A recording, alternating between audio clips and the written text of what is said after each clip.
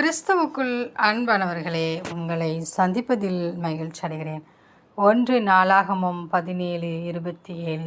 இப்போதும் உமது அடியாளின் வீடு என்றென்றைக்கும் உமக்கு முன்பாக இருக்கும்படிக்கு அதை ஆசீர்வதித்தருளினீர்.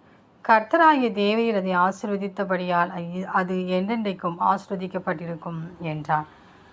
பிரியமானவர்களே, நம் தேவனாகிய கர்த்தர் நம் ஒவ்வொருடைய இல்லத்தை அவர் ஆசீர்வதித்து அதை பெருக பண்ணுகிறார். எனவே ஒவ்வொரு நாளும் தேவன் நமக்கு கொடுத்த இல்லத்திற்காக நாம் நம் தேவனாகிய கர்த்தரை துதிப்போம். அந்த தேவன் ஒவ்வொரு நாளும் அந்த இல்லத்தில் வாசம் பண்ணுவதற்கு ஏற்ற விதமாக நம்முடைய வாழ்க்கை ஒவ்வொரு நாளும் காணப்படட்டும். தேவனுடைய நாமத்தை மகிமைப்படுத்தக்கூடிய பிள்ளைகளாய், அவர் நமக்கு கொடுத்திருக்கிற கட்டளைகளையும் கற்பனைகளையும் கை கொண்டிருக்கிற பிள்ளைகளாய் நாம் காணப்படும் போது தேவனாகிய கர்த்தர் நம்மோடு கூட நம்முடைய இல்லத்திலே அவர் தங்கி நம்மை ஆசீர்வதித்தருளுவார்.